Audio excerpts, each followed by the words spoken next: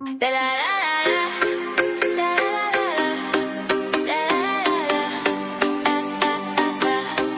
is the Villa Download. We break it down, your dose of love, violence and beyond. From the villa to the latest shows. This is the Villa Download, where the real story always flows.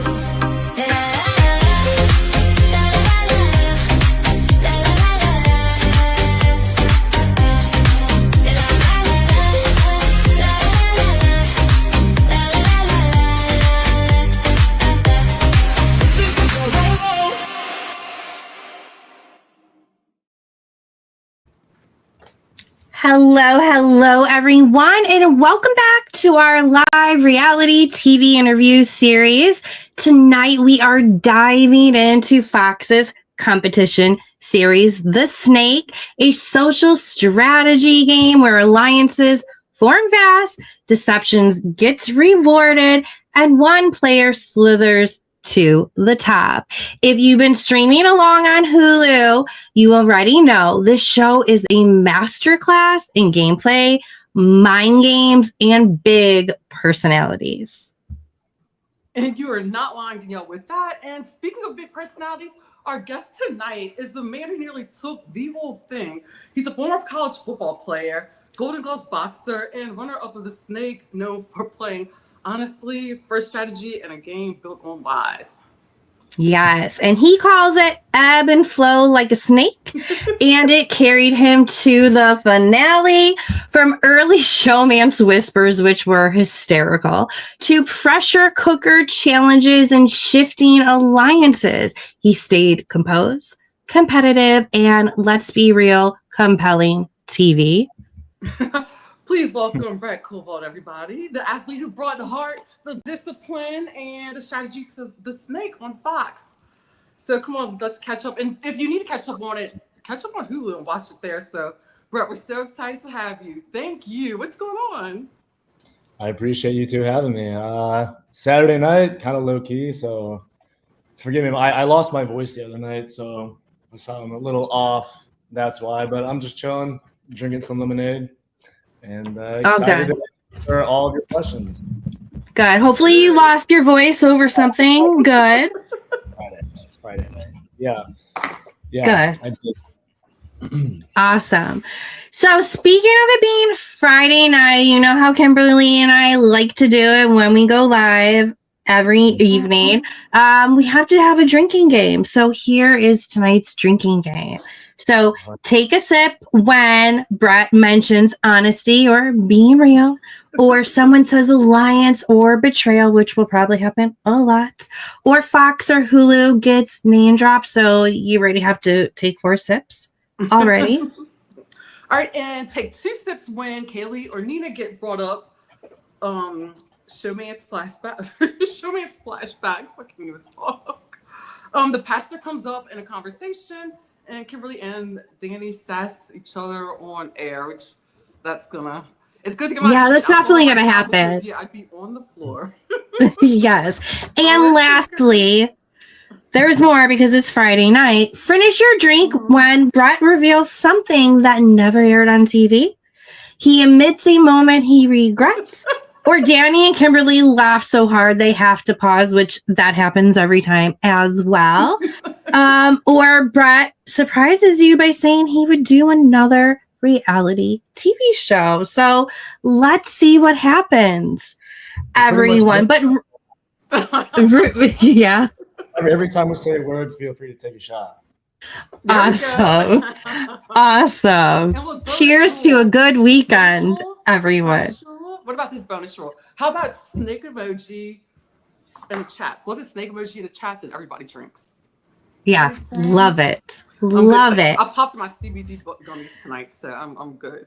Nice. I'm good. I'm elevated. Awesome. Quick housekeeping real quick before we jump in. If you love reality TV interviews, the Snake breakdowns, and behind the scenes strategy, hit subscribe and turn on the notifications so you never miss a live. Smash that like. It happens more. It helps us. Well, it helps us to Yeah, it helps the Snake fans find this interview more. So share the stream with your group chats and drop your questions in the live chat. And guys, if you're catching the replay or listening on the Pop Culture Expose feed or Pop Culture Green Room, as you know, there's a lot of places to find us. Leave a 5-star review and comment with your favorite Brett moment. It generally helps us keep this going. So let's get into the questions, Brett, because that is what everyone is here for. So you are known as the boxer on the show. Between your college football career and Golden Gloves boxing, how much of that athletic discipline do you feel like carried you on the game, the Snake, or helped you get there in the first place? I mean, being athletic definitely helped for sure. And I'd say half the challenges, because not all of them are physically competitive or physically demanding. Right. So I mean, it helped, but it was also somewhat detrimental because I'm just checking my battery. It was somewhat detrimental because you also have to be strategic. So if you come in as like a physical powerhouse, like Derek, me, Jack, McLean, you kind of also paint a target on your back. So that kind of goes into the challenge aspect on whether or not you're going to try as hard, actually do the challenge. So it ebbs and flows. There's pros and cons. It can be intimidating, but also challenging at the same time. So, I mean, I definitely, being very physical definitely helped, except when I was on the beam and tripped on my own damn foot. Other than that, it's good. Let me guess what you played in college. Were you a wide receiver? No. No? Are you still guessing? Okay, You want me to? Huh? I was going to say, do you want me to just tell you, or you want to keep guessing? You can tell me. You can tell me. I was a quarterback. Oh. And what team did you play for again? I apologize. I played in Wisconsin. I started at a small D3 school, then I walked on to a bigger school. But I only played college ball for a year, and then I realized that I was better at boxing, so stuck with boxing instead. Got you. I'm a Northwestern Wildcats fan. Not that we have a lot going for ourselves, but that's my team. So you will find me there on game day. Awesome. Now, did your athletic background, did that help you get on the show at all? Or did you apply for the show? Did they find you? Sorry, Kimberly, I cut you off. No, you're good. You're good. I don't know if it was my athletic background. I obviously post a lot of fitness shit on Instagram, but I didn't reach out to them. I was originally supposed to go on a different show, and then for personal reasons, I was like, not the best look long term. So they reached out to me on Instagram, thought it was like a spam or like whatever, ignored it. They reached out to me again, and then I kind of sped ran through like 2-3 interviews. You get your medical done, and then I didn't hear from them for like a week or two. And it was a Thursday. I was moving into a new place down here in Tampa, and I get a call. They're like, "Hey, can you come to Argentina on Monday?" I was like this Monday? They're like, "Yeah." I was like, "Shit." Yeah. I was like, "Yeah, why not? Let's be spontaneous." Wow. Yeah, it's pretty quick. But yeah, no, I'm assuming they found me because of social media. Otherwise, obviously, I don't know who I am. But yeah, they reached out to me, and that's all she wrote. What a wild whirlwind. Yeah. I know. Sure. That's super cool. That's awesome. All right, so we know that your faith and your values, they clearly influence like how you played the game and everything. So how hard was it for you to like balance like that in the game with that was like literally designed around like lying, which is a sin. So it's like you're like balancing, you're with it's kind of like the angel and the devil in one hand. So yeah, for real. No, I mean, obviously, I myself, all of us, we're all imperfect people, right? Yeah. I'm not going to stand up here and be like, I'm so self-righteous, I'm perfect. No. I'm constantly working on myself, and I thought it would be interesting to go on this show. And yeah, it went against, my spirituality and my values and stuff. And at that point in my life, yeah, I wanted more adventure. I wanted some more friends, wanted, cool opportunities, whatever. But also spiritually, I was figuring some stuff out, and I realized mainly because I was in that spiritual route, but I was like, it'd be not only hilarious but ironic if I could win in a show that is the opposite of my faith, pretty much. Greed. Right. And I was like, you know what? I'm gonna do it. And something I never told anybody is every time I was in the pit, I would literally like pray and be like, hey God, listen, if I fulfilled my duties here, send me home. If I haven't, just keep me here.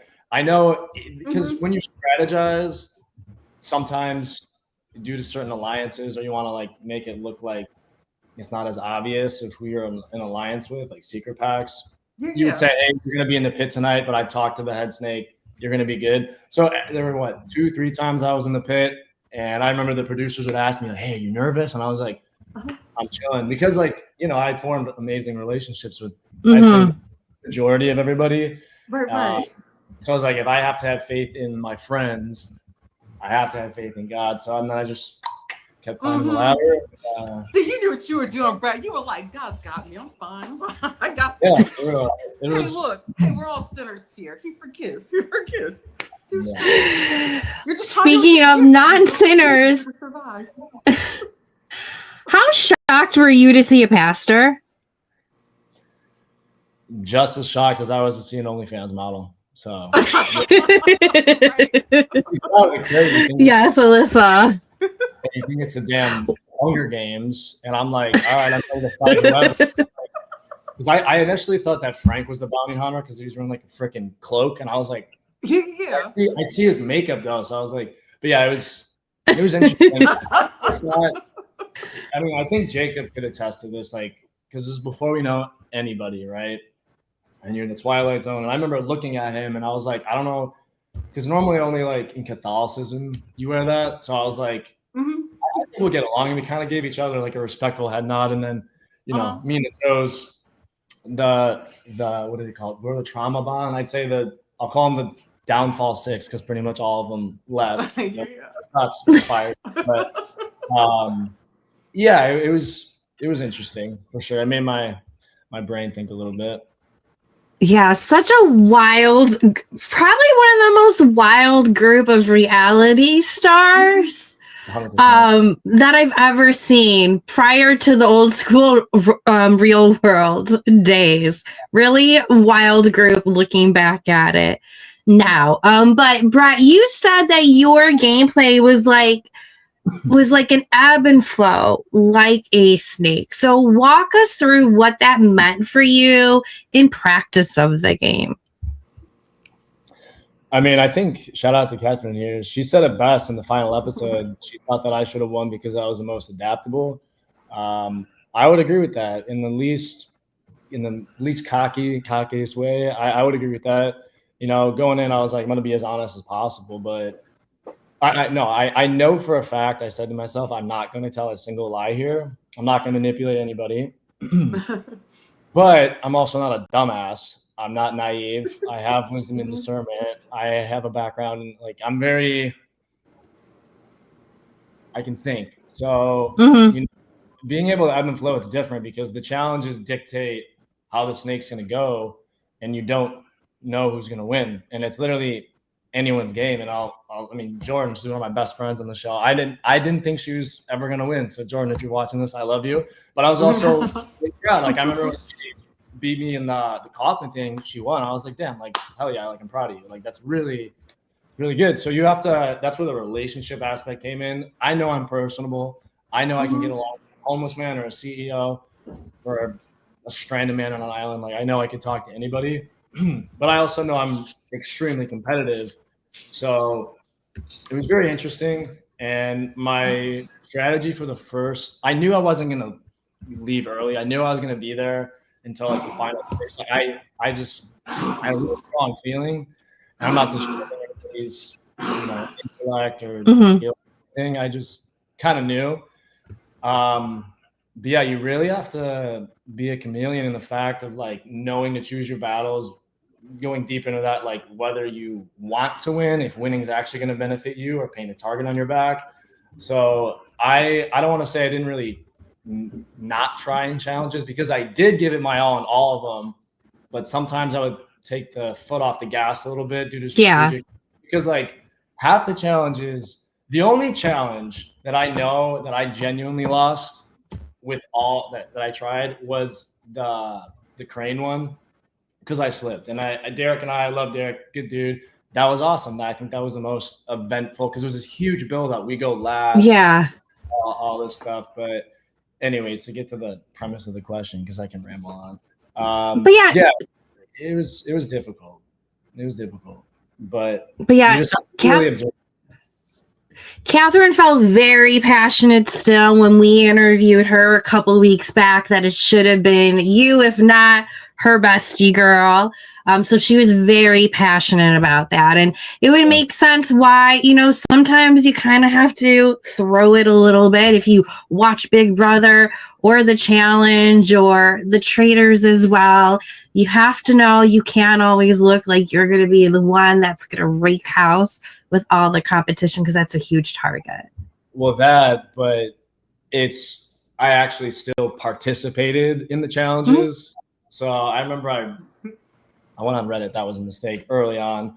They're like, Brett made the claim that, he didn't do half the challenges, but Brett said he didn't try in the challenges. It's like, no, I actually participated fully and tried, versus that's like a point we can carry on later about, but I want to make that clear. There's a difference between not understand. For sure. For sure. For sure. All right. So, yeah.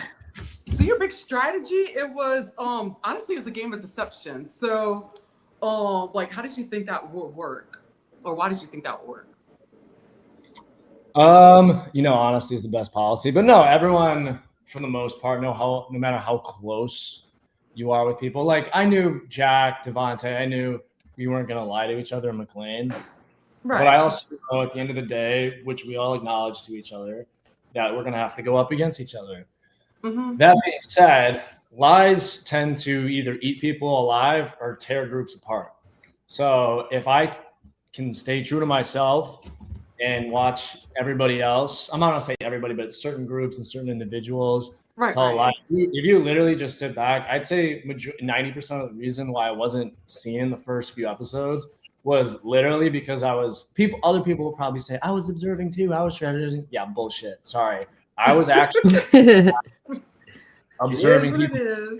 I would see if somebody said the same thing to the other person. I'd overhear conversations, seeing people's like mannerisms, behavioral traits, physical characteristics, their demeanor. Like I was watching, because it's like I'm investing in this, because if this is how you're acting now, it's probably going to happen later. So I can like dictate how fake or real you're actually going to be, and how empathetic and nice I should be to an individual, or like stone cold to an individual.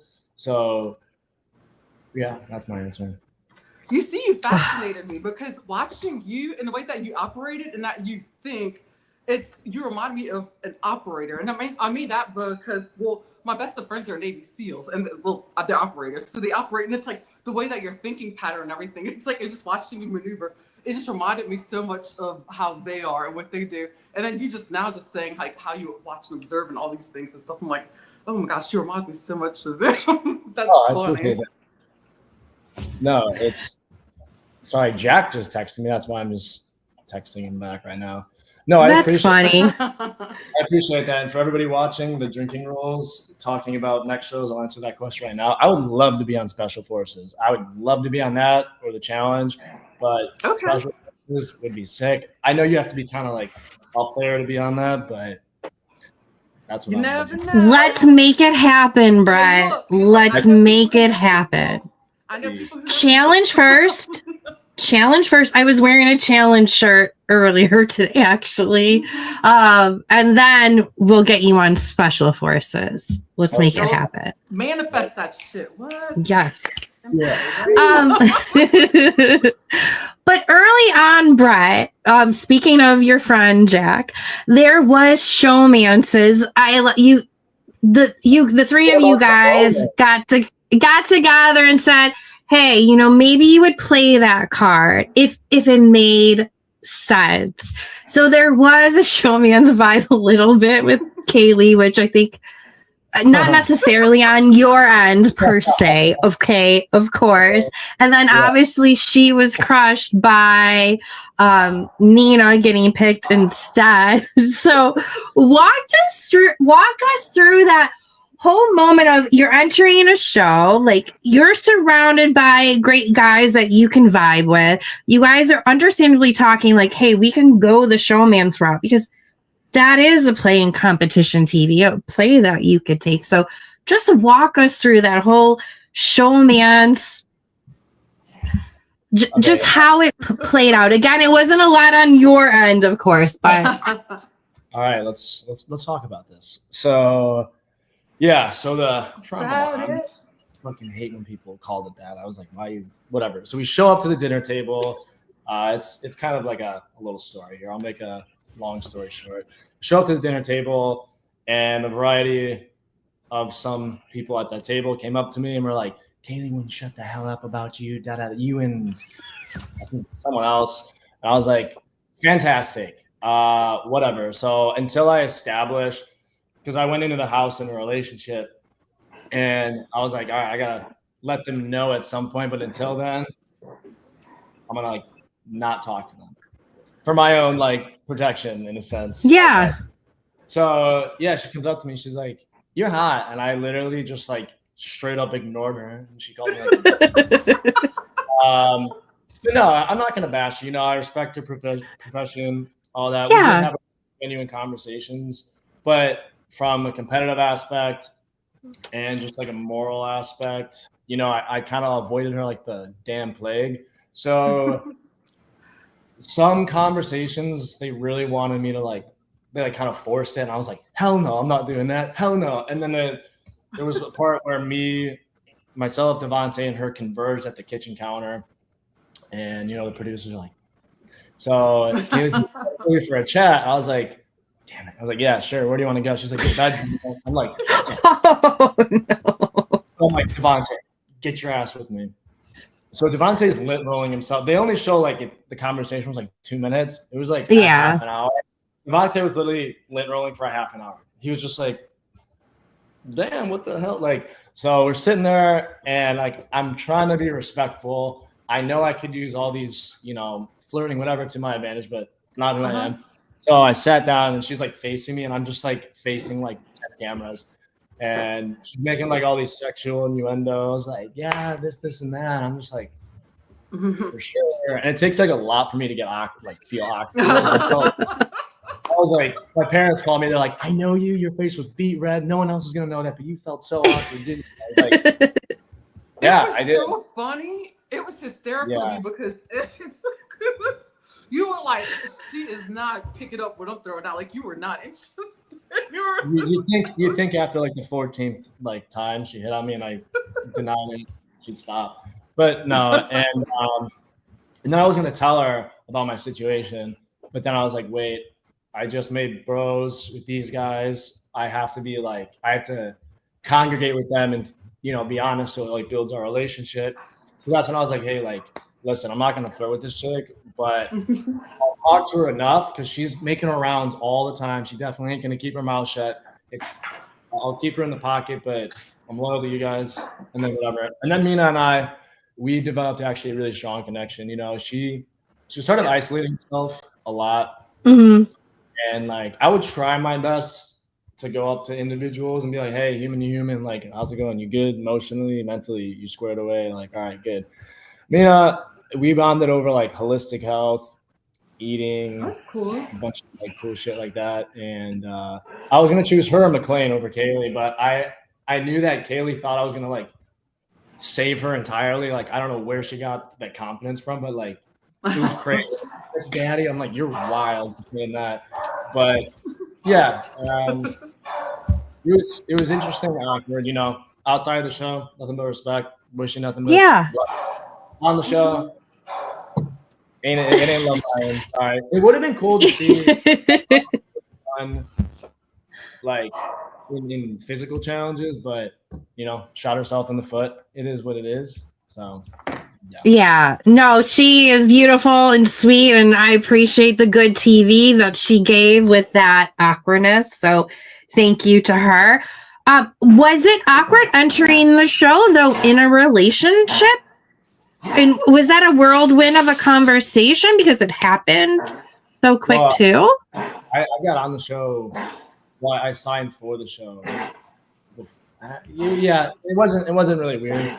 I'm pretty upfront and direct with people. I felt like I was on the show. People and just two specific people that I may or may not have liked. But no, it wasn't complicated. I knew that at some point, like McLean, for example, she would attest to this if she sees this. She'd be like, yeah, Brett wouldn't fucking talk to me. And then I asked him if he had a girlfriend.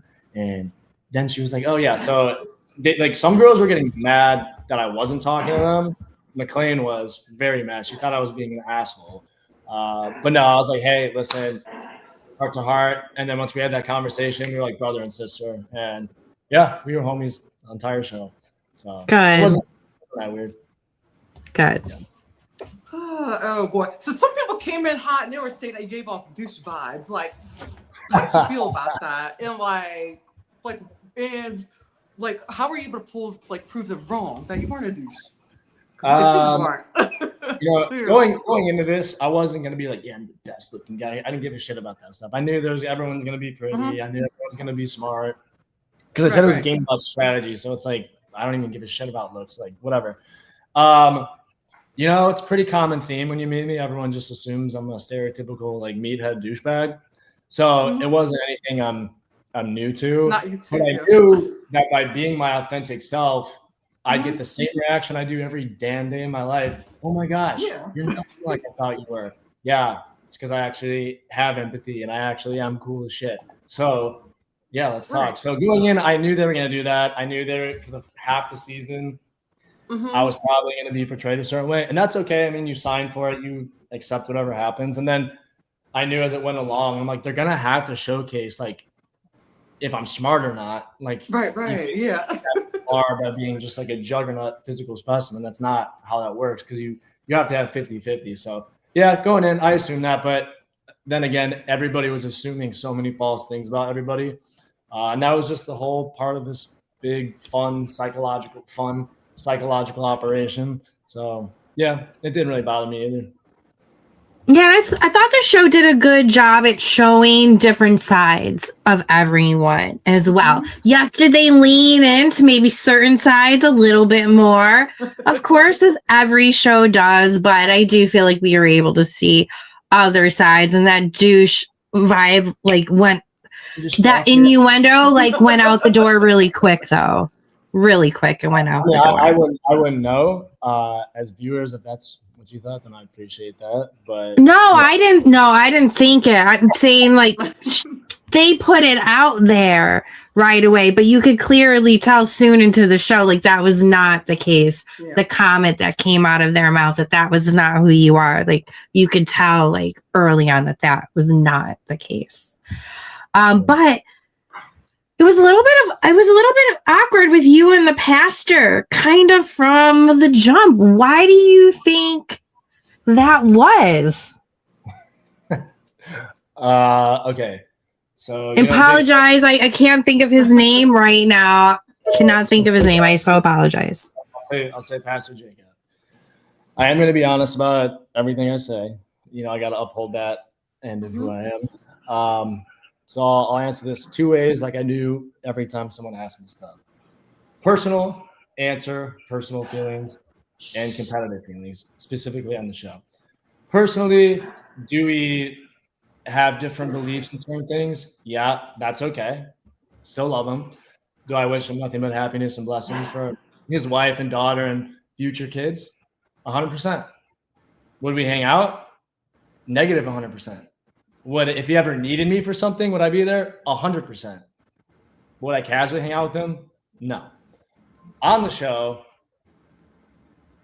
this might sound trippy to some people, but I was really trying hard because I was having fun. I was meeting new people. Yeah, I was being a human. But on the other end, behind the scenes, like internally, I was really trying to walk with the spirit because I was like challenging myself. Like I actually like it was a big spiritual journey for me. Mm-hmm. And with that, I realized when you get closer to God, you have wisdom and discernment. The veil kind of, I don't see, oh, this person has bad energy. It's like I see a human and a spirit. It sounds like I have schizophrenia. I don't. And there were just a lot of things because, you know, I'm watching behavioral traits. I'm trying to see if you're going to victimize yourself. Like when we came out of the crates, I wanted to see who wanted to be the first snake. I wanted to see who is going to, in that conflict, who's going to top dog and who has the ego, who's submissive, like all these things. Jacob, in the house, from my point of view, I wouldn't say he lied. I don't think he did that. But he was the biggest shit stirrer I've ever seen in my entire life. If there was a problem, it usually, before he left, was usually from him or Catherine.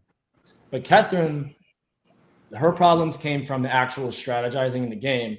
His problems were straight emotion. I never saw him pray once. He said, God damn it, every morning because he slept in my room. And this isn't me throwing shade at you, Jacob. This is just what happened. And it's on camera. And there were just things he would do. And this isn't me saying he's a bad person or a bad spiritual leader. There were just things he did or said or was a martyr in a certain aspect where if he did something wrong, he'd give a speech. That's why you hear me say treason as like a joke in one of the episodes.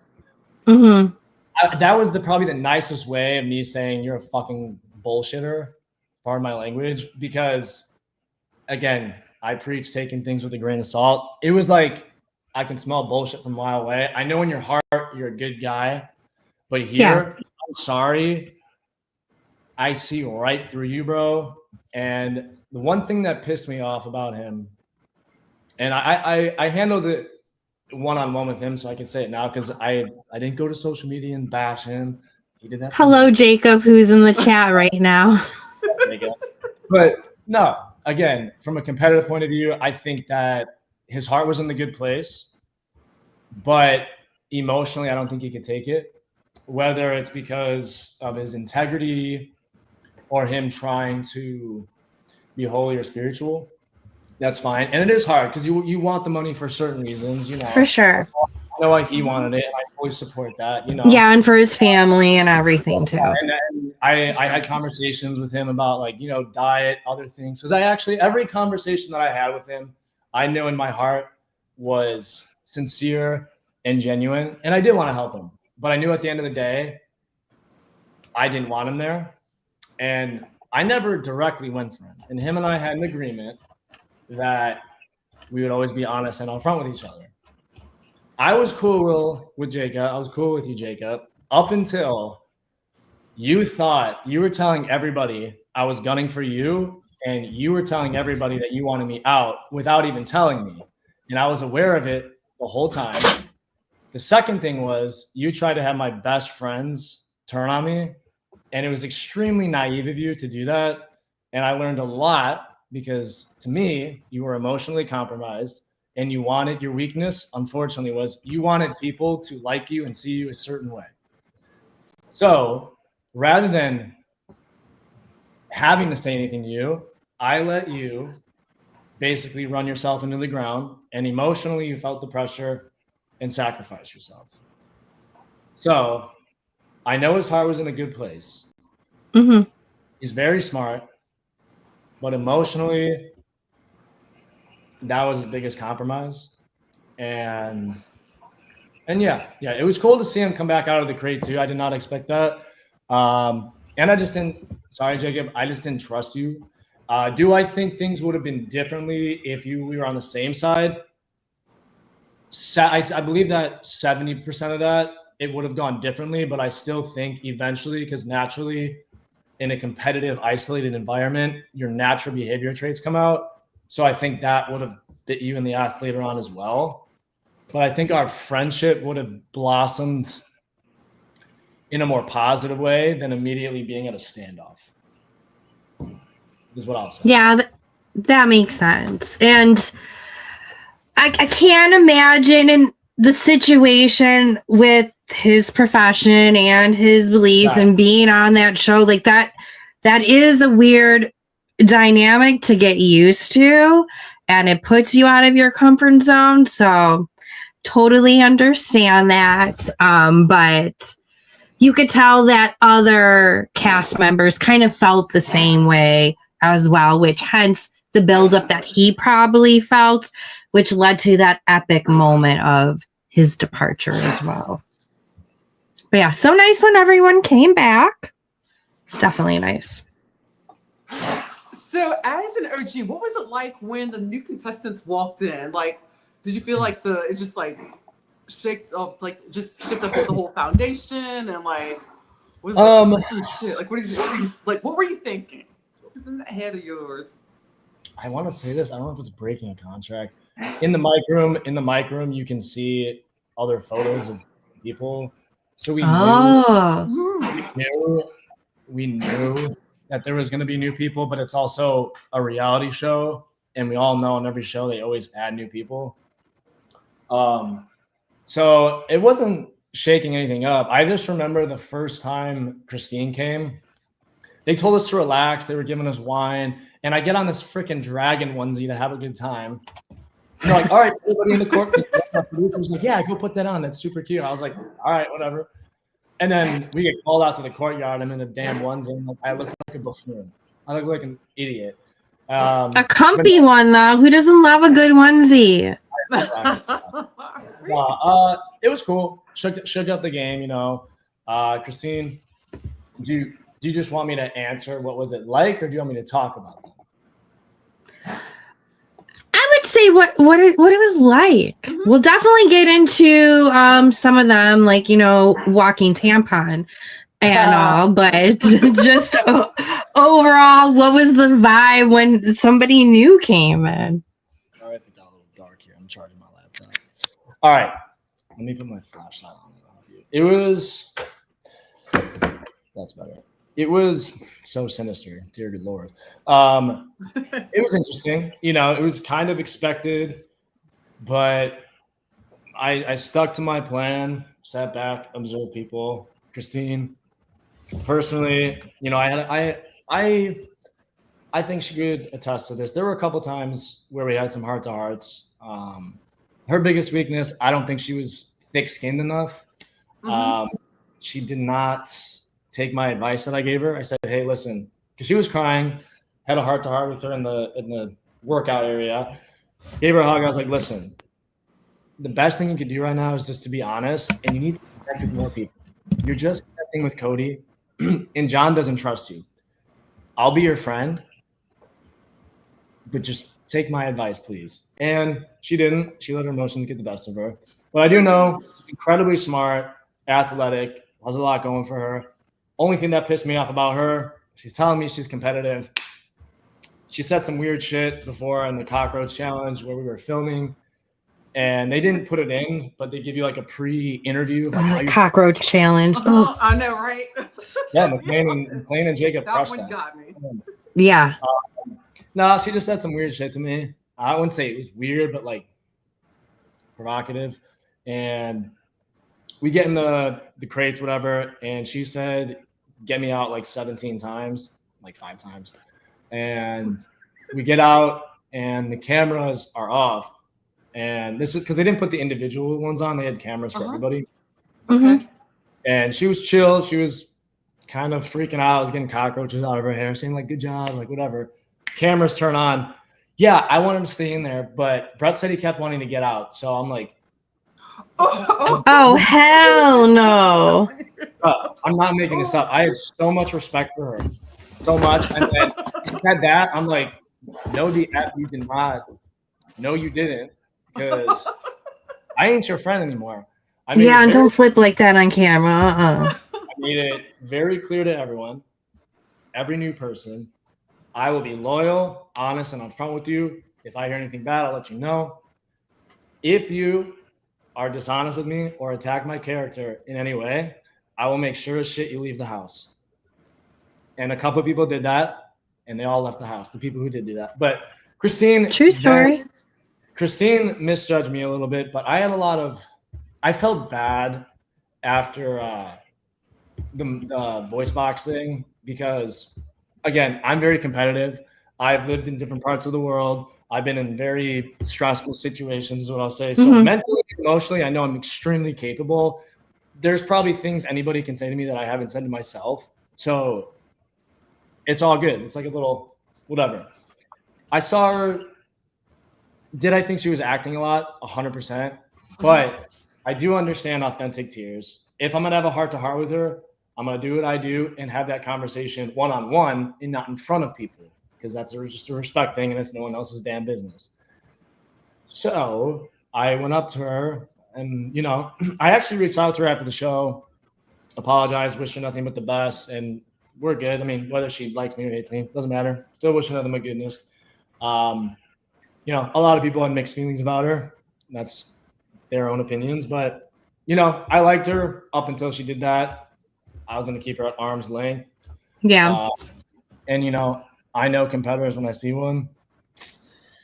She had a lot of potential, but fear and emotions ran her life in that house. And she didn't make any connections. She just banked on Cody. And unfortunately, Catherine, this isn't talking shit. I love you to death. Great player, great villain. She trusted Catherine. Catherine did. Well, actually, no, that's not true because she did talk shit about Catherine. So that's actually pretty tough. So disregard that. Yeah, Christine, cool girl.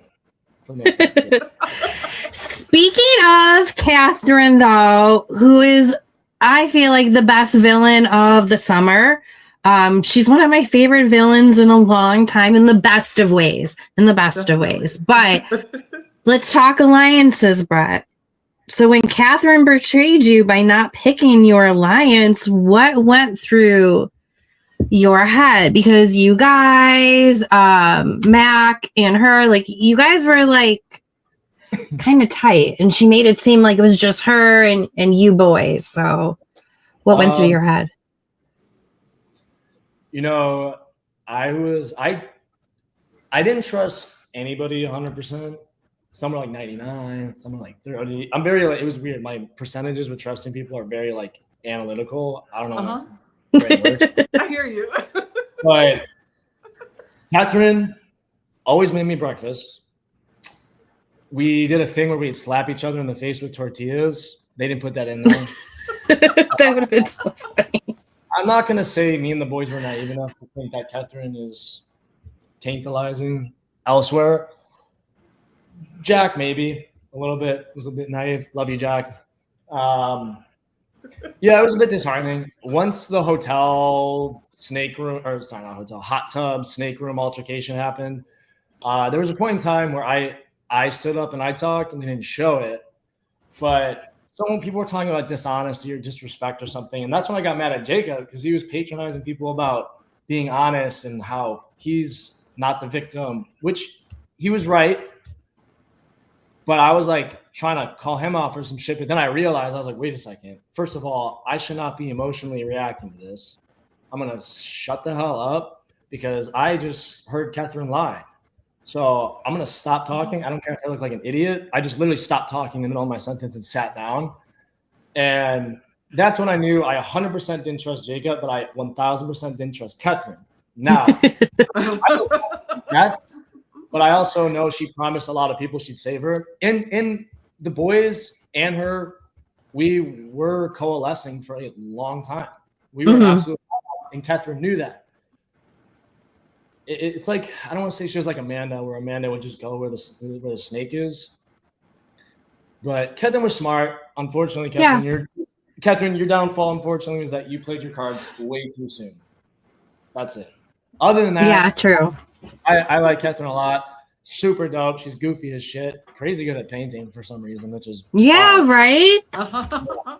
Yeah, but it wasn't something that wasn't going to be like we foresaw it. The only thing that bothered me about Catherine was when Devontae and I were in the pit, and she just defended Devontae and not me. She wasn't like, listen, they're both great guys. Whoever you choose, awesome. She was like, I love Devontae, this, and I was like, bitch, what? I was like, okay. I was like, all right. I see you. You. No, it was, I don't know. I just remember when John was Snake and being a dick. I was just like, yeah, get Catherine the hell out of here. Like, she stabbed me in the back, hurt my feelings, but I was like, yeah, it's your time, unfortunately. Oh, I was so sad to see her go, though. I was so sad to see her go. She was good TV, though. Really good TV. She was, for sure. All right. So, okay. So there was that infamous line about the mayor being a walking tampon. And like, all right. So what was your reaction like when that went down? So he came out of the box. I wasn't making fun of him. I didn't call him names or anything. Obviously, they're going to show my confessional, but that happened like hours after actually meeting him. Because, I wanted to observe. And, he's an intellectual guy. He's well-spoken. I know he's not a dumbass. I told him the same thing. Hey, I'll be good to you. Just don't attack my character. Good. When I got to confessional, we're a little drunk, right? Are you guys able to drink a lot on that show? Yeah, probably the best. Okay, well, that's good news. That's good news because not on a lot of shows you can, and I feel bad for them. Yeah, I love Island Unlimited. My boy said too. Anyways, the other point. Awesome. No, I did not mean that as a derogatory thing. If you wear tampons, you're a pussy. Oh my gosh, get over yourself. I'm sorry. I didn't take it that way though. No, I'm sorry. I'm a competitive guy. I could have said way worse. Everybody in my life was like, dude, that's all you said. I was like, I thought it was hilarious. Me too. We see out the maturity of a 15-year-old boy. Yeah, like I gave him the benefit of the doubt. It was just a drunk thought. I'm like, yeah, this guy's a walking tampon. Meaning, but my secondary thoughts to that stood true. I did think emotionally he was going to be a weak player because he got out of his body language straight out, whether it was a show or not, naturally under pressure, your body's going to fold. He had this chip, and I was like, interesting. I'm going to play on that. I'll give him like a few days. But if things go in his favor, I want to see if he rides that high horse, because if it does, it's going to work into my plans of exploitation and your own downfall, whatever. Like, I was like thinking. So. And especially with him not being an OG too. Yeah, I mean, we were more cool with Christine coming in than John. Outside the show, him and I actually got a lot. We had a lot in common, like adventure, hiking, survival stuff. Oh, yeah, cool. Whether he thinks I'm an arrogant prick and hates me, or he doesn't, cool, man. You're entitled to your opinion. I'm nothing against you. But on a competitive note, I just wanted to get to know him. And we did have some conversations. But the first morning, I think it was, part of me wishes they showed it, but the other part doesn't. And the psychologist dude said they're not going to put that on. There was like a Peaky Blinders conversation. Oh, this is an untold. No, John, unlike you, I will not attack your character. We sat down at the table. I'll give you my opinions on every newcomer and everybody, so take it with a grain of salt. So I'm eating breakfast by myself, sipping on coffee and Red Bull, getting ready to work out. And he sits down in front of me. He's like, hello, Brett. Basically, it was like, are you ready to have a difficult and challenging conversation? And I was like, yeah, for sure, man. Let's go. Like, what's up? And, I'm going to play dumb. I don't think he has no idea if I'm ridiculously smart or I'm like, whatever. I'm just kind of like, he probably thinks the same thing people thought when they came in. I'm a typical gym bro, arrogant, self-centered, minimal comprehension of X, Y, and Z. So he's talking to me and says, I overheard you saying a certain word, super demeaning and this and that. And I was like, okay, what did I say? And then he said it. And I was like, dude, me and my boys, we're talking about a movie. You're telling me. He basically came up to me and was like, hey, I heard you calling people this word. And I'm like, oh, got you. I was like, who did I call that word? He's like, and then he backtracks. And this is the truth, John, unfortunately. Backtracks. He's like, well, it's not that you necessarily called him that. It was just you guys were using that term. And then he gave me a whole lecture on what it actually means and the significance of it and the whole breakdown. I'm just like, let me stop you there, dude. You're a politician. I want to give you the benefit of the doubt. You have every right to think and say whatever you want. If you misheard something, yeah, there's probably a way better approach to having this conversation with me. But I'm not gonna play this mental game of chess with you. Like, get the hell out of my face. You are wrong on so many ways. Because once I was like, you're a politician. I know where you're going with this. You're gonna say I'm a sexist, misogynist. And if you actually knew anything about my background, it's the furthest thing from that. Mm-hmm. Stop. He's like, okay. And basically I was like, listen, I'm gonna let it go. And he like walked away. So after that conversation, immediately in the show, did not like him straight away because he didn't listen to what the hell I said when he came out of the box. And taking things out of context too. I was like, bro, this is still a game. I'm a competitor. If you're gonna basically go against everything I just said, hey, I will give you the freaking world, man. Just don't attack my character. And he did that, but I was also kind of integrating in my mind certain the entitlement on the show. I know he does a lot for his community. Again, outside this, he's a great dude. It sounds like I'm just hammering him. It's not the case. Speaking on my own experience. Both can be true, you know? Yeah, true. I mean, he can say what he wants. That's great. I'm a dick. Whatever. So, yeah, it was just interesting seeing that mental chess, kind of like sizing each other up, seeing what he would do if I tried to de-escalate it or throw fire on it, to see. I was just like, he could say I was reading Brett. I was like physically, emotionally, psychologically, sexually just breaking you down, dog. Like just taking pick notes. That's why in the Badger hunt, they don't show me. I found the first Badger.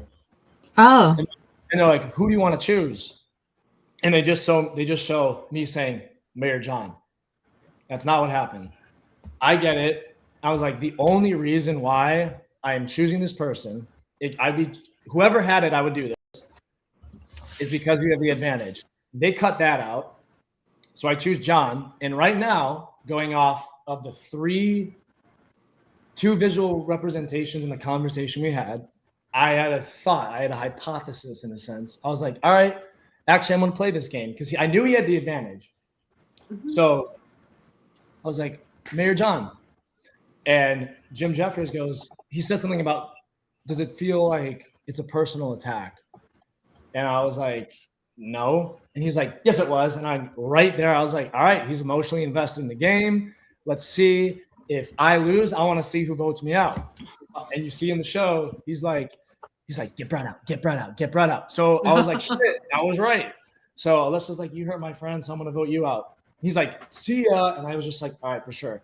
So in my mind, I'm like, I already have every other individual locked in and I'm observing him. I know for a fact, if he wins, his downfall is just going to be himself. So I was like, I'm going to do what he's going to say. I'll be a nice little boy. Everyone's going to be that. Just be careful how you run the show. You want people to like you and not hate you.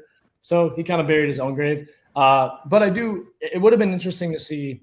I'll give him this. I think it would have been a lot better if he showed up out of the crates rather than the middle of the game. Yeah. There's always those contestants you always wonder about, if they were able to start day one, what would their trajectory and the overall vibe have been? I could see that. Mm. Yeah. But Brett, you did make it all the way to the end, but unfortunately finished runner-up. Did you think your honesty strategy would carry you all the way to the win? I think it would. I thought it was. I thought it would take me pretty far, and I did. It had to be it wasn't just honesty though. Like you have to win challenges. Like technically, when I started trying was when I actually won like back to back and shit. I wanted to start winning at the appropriate time, the most pivotal time. So like when Jordan and I won, despite that like weird fiasco that went on with the double-headed bullshit. Sorry. Don't be sorry. You're good. It is what it is. I think honestly it took me. I mean, honestly, if we're being honest here, it took me. We're being honest. And then everybody that lied. So Yeah, no, totally true. I think it was a combination of being honest, of course, your gameplay, competitiveness, but then also the relationships that you built. You know, you had a great friendship. I can't imagine the friendships that you have afterwards. And then also Jack and Mac as well, and their relationship blossoming, which must have been wild. He didn't want to go down that route, but it just naturally happened. They were just like drawn to each other. So that all made sense, though. Yeah, no, I absolutely love them. I talk to Jack every day. Every day. Awesome. So, and Jordan. And we're all in a group chat. So we chat. Some people are silent, some aren't. But yeah, Jack and I, we Snapchat like all day, every day. It's freaking hilarious. He's supposed to be coming to visit me in like a few weeks or like a month or so. Oh, nice. Nice. Him and Mac, hell yeah. Love that. Oh, yeah, I was happy to see that. And then happy when they finally hard launched like a couple of weeks, a month ago or so. Yeah, awesome. Yeah. Oh my gosh, that's awesome. So tell us, Brett, so if you could go back and like do this all over again, would you keep the same strategy or would you be a little bit more deceptive? What would you do differently? If anything, differently? I would do everything the exact same. All right. But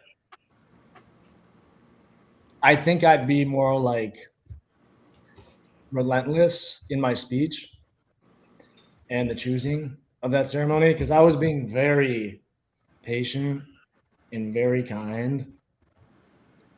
If I could go back, I would probably say a lot more shit. I'd be like, so I said all these other factual, nice, and honest things. Now I'm going to go on the offensive here because this is some BS. Mm-hmm. Oh, it was so good. But there was also so many random... It was also a little bit of luck as well, too, with some of the twists.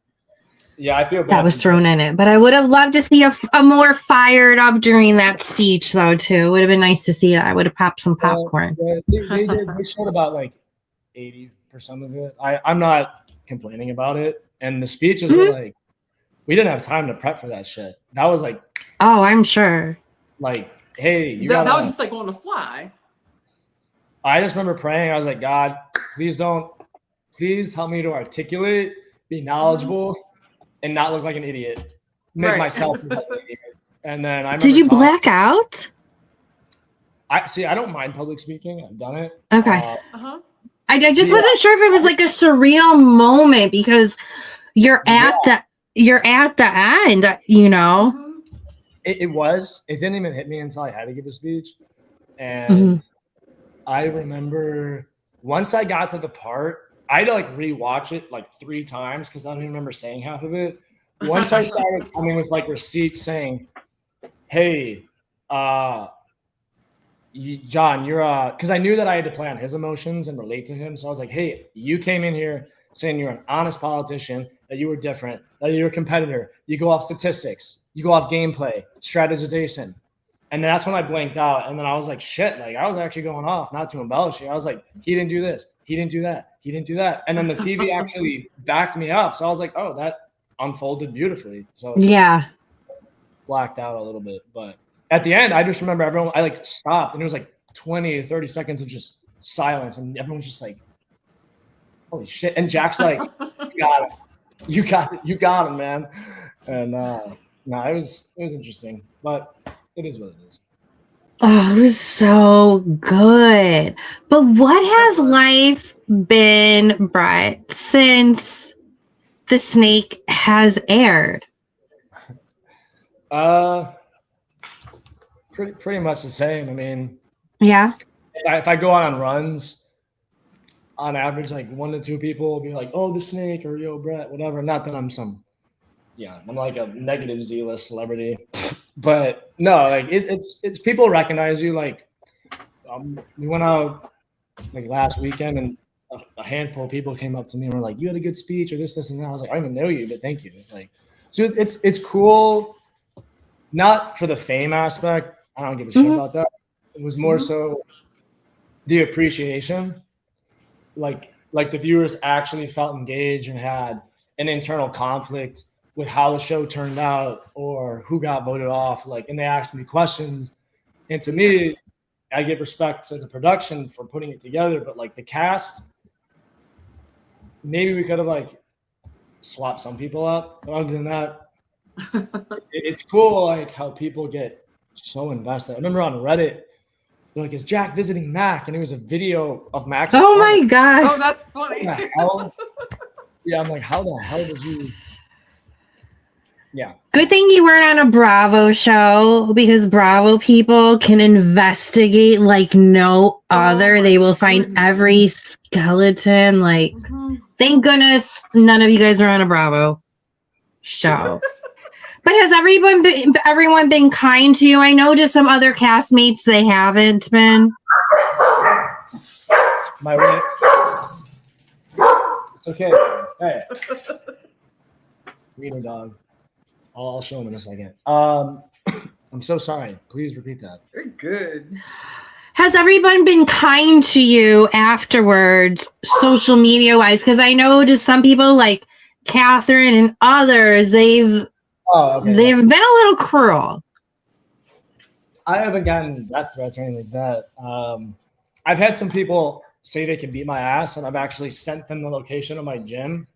And because I've done that before with like fitness stuff, where I'm like, hey, listen, like, I'm not gonna talk shit or prove a point, but like I walk the walk, buddy. Like, pull up. Yeah. Like, I'm ready He to stands go. on business. No, Don't for real. put Brett. Like, it's just Goodness. But no, I mean, in life, yeah. Unfortunately, I don't talk to some people from the show. I know, again, I'm not going to be like, I'm some perfect guy. I'm so nice. No, but if I lose, I'm an honorable loser. Like I texted Frank a very sincere, genuine text. Like, hey, social media bullshit aside, I love you, man. Hope your beautiful mom's doing good. I wish you nothing but blessings. If you ever need me, let me know. I wish nothing but the best. I'll always be your friend. A month, nothing. So I'm like, you know what? Really? Dude, come on, man. Not to put him on blast. Like, again, I'm not saying he's a bad Oh, guy. wow. Well, now we know what to ask him on Monday, Kimberly. Yes, we do. Like, I love Frank. Like, what the hell? Like, Yeah. Inquiring minds want to know. if you're mad, and listen, if you're gonna get mad at me for talking on here, not in text, you could have responded. Sorry, but True might story. be mad because me and John don't get along. That's okay. But I never talk shit about you, Frank. I was always loving and supportive. Yeah, I saw that. And if you got mad that in my competitiveness on the show, that I called you out for not doing half the shit and lying when you said you were honest, I'm sorry, dude. Like, you're still a great guy, but some bullshit, man. Yeah. But I know we're coming to an end. So, Brett, Kimberly and I love to do a little lightning round of questions real quick with you. But real quick, for those that are watching, like, subscribe, and share. There's more snake interviews coming. Next week, we're going to be sitting down with Frank and Alyssa as well. But now that you're a little bit hydrated, what is the most shocking? What is the most? Go ahead. I was going to say it. I had to say it. Alyssa, super cool. I would always give her shit for having a better tan than her. So I was going to say, Alyssa, I still have a better tan than you.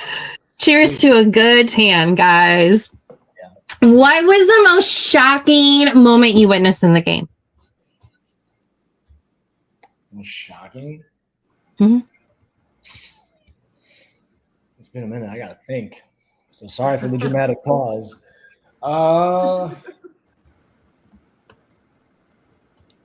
Honestly, I'm not going to be like, I'm a fortune teller. I knew this was coming, but nothing was really that shocking.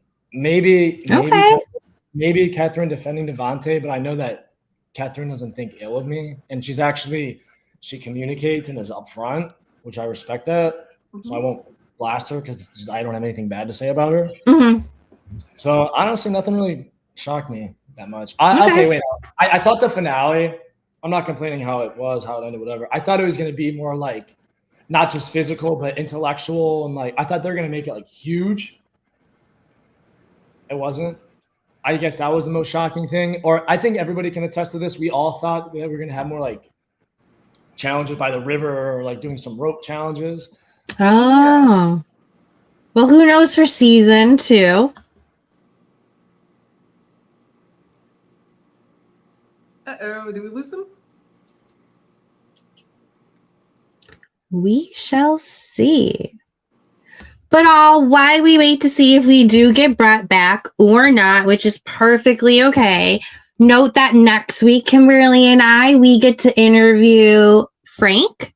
Let me add him back to the stage. Hey, sorry. There he is. I'm sure your battery died, so thank you for sticking with us. Sorry about that. But Kimberly, go ask away with the next question, Kimberly. Biggest snake in your opinion? Who's the biggest snake? Yeah, in your opinion. Your thoughts? Before I answer this, what would define someone as a snake? Like it could be the biggest liar, but even then, it doesn't necessarily make you a snake. I don't know. I would say he was the biggest backstabber. That's not what you consider the biggest snake in terms of the premise of the show, but I consider like a snake as like a backstabber. I guess it would technically be Catherine, because she did promise everyone on your mother or brother X amount of times that she would save them. Yeah, and she would own it too. She would probably own it too. Yeah. So sorry, Catherine, you're the biggest snake. Yeah. Okay, next is besides Jack, player you'd actually grab a beer with outside of the game.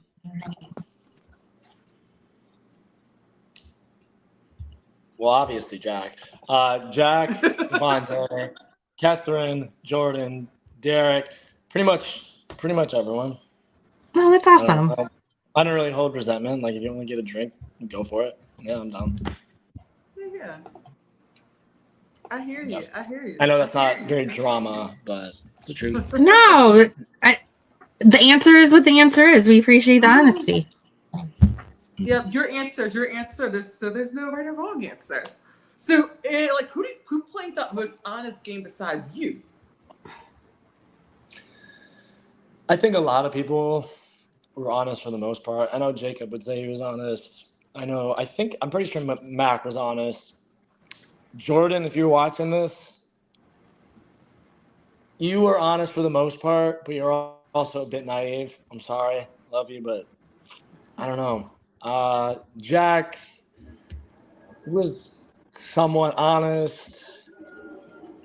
I'd say, honestly, Devontae's going to hate me for this, but probably, well, that's not true because Derek did have other plans. Shit. I'd say McLean. Okay. Good answer.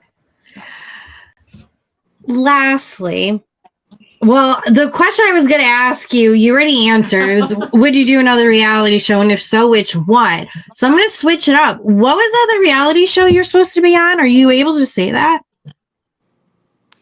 I don't You mentioned that. It's a popular one. Like, okay. Popular. Competition or just regular show? There's a lot of mingling. Very Got hot you. place. Okay. I think I'm following him. Yeah. Okay, understand. I'll just DM with you. Sounds good. Inquiring minds would like to know. We'll promise not to share. But Brad, we really appreciate your time so much, and on a Friday night. So really, thank you so much for your time and doing this with us and all of your honesty as well. TV was not very fun this year, summer-wise, besides Love Island. So I appreciate what you and everyone on the Snake brought to our TVs this summer. So, guys, again, if you haven't watched, check it out on Hulu. It is really good. But Brett, this was the second time, right. It's even better the second time. But Brett, this was yes. But this was excellent. So thank you again for walking us through casting, the honesty strategy, the alliance pivots, the nail biter of the finale.